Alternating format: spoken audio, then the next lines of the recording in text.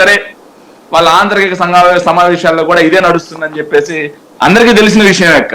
ఇంకో విషయం చూసుకుంటే మీరు ఇంకో మాట మాట్లాడారు, కేంద్ర ప్రభుత్వం నుంచి అన్ని ఇస్తున్నాం, ఇండస్ట్రియల్ కారిడార్లు ఇస్తున్నాం, స్కూల్స్ డెవలప్మెంట్ అన్నారు అక్క. కేంద్ర ప్రభుత్వం నుంచి మీరు ఇండస్ట్రియల్ కారిడార్లు అవి ఇవని చెప్తున్నారు అక్క. కానీ కేంద్ర ప్రభుత్వం ఏదైతే విభజన చట్టం హామీల్లో మాకు మీరు కేంద్ర ప్రభుత్వం నుంచి రాష్ట్రానికి ఒక మేజర్ పోర్ట్ కట్టించాలక్క. కానీ మేజర్ పోర్ట్ గా ఈ రోజు వరకు కూడా కేంద్ర ప్రభుత్వం నుంచి దుగ్గరాజపట్నం కట్టియాల్సి ఉంటే దుగ్గరాజపట్నం అక్కడ వీలు కాదు. దుగ్గరాజపట్నం పులికాడు సరస్తుంది, దుగ్గరాజపట్నం దగ్గర అక్కడే ఇస్రో ఉంది అని చెప్పేసి దానికి మోకాలు అడ్డితే రాష్ట్ర ప్రభుత్వం ఓకే స్వామి అక్కడ మీకు ఇబ్బంది అయితే మరి రామాయపట్నానికో మచిలీపట్నానికో మూలపేటకో ఇవ్వండి అని చెప్పినా సరే ఈ రోజు వరకు స్పందించలేదు కేంద్ర ప్రభుత్వం. అలాగే వెనుకబడిన ప్రాంతాలకి ప్రత్యేక ఆర్థిక ప్యాకేజ్ ఇవ్వలేదు, ప్రత్యేక ఆర్థిక మండళ్లు ఇచ్చిన ప్రాపాన పోలేదు. రాష్ట్ర ప్రభుత్వం ఈ రోజు 4 పోర్టులు కడుతుంటే కేంద్ర ప్రభుత్వ వాటా గుండు 0. ఈ రోజుకే రాష్ట్ర ప్రభుత్వం స్కూల్స్ మొత్తం 42,000 45,000 స్కూల్స్ డెవలప్ చేస్తా ఉంటే మీరు చెప్తారు కానీ నేను ఒక విషయం చెప్తా.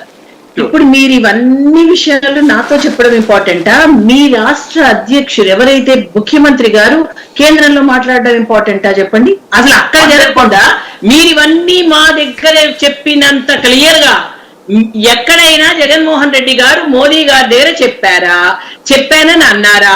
ఆయనంతటా ఆయనే నేనేం చెప్పలేని ఈ టైంలో అని ఆయన అంటుంటే మీకెందుకండి ఈ హెడేక్?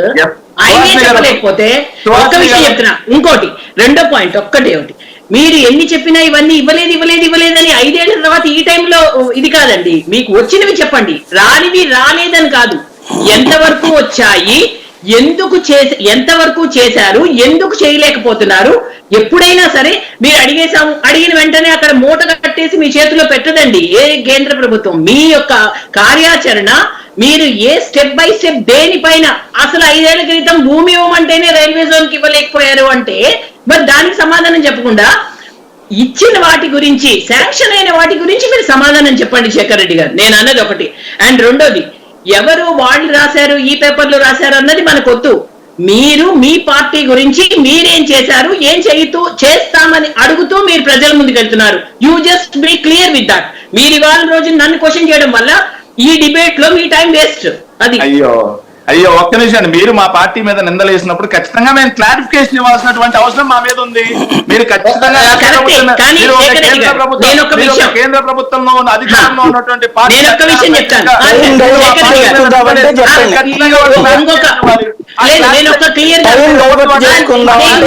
ఇంకొక విషయం చెప్తా.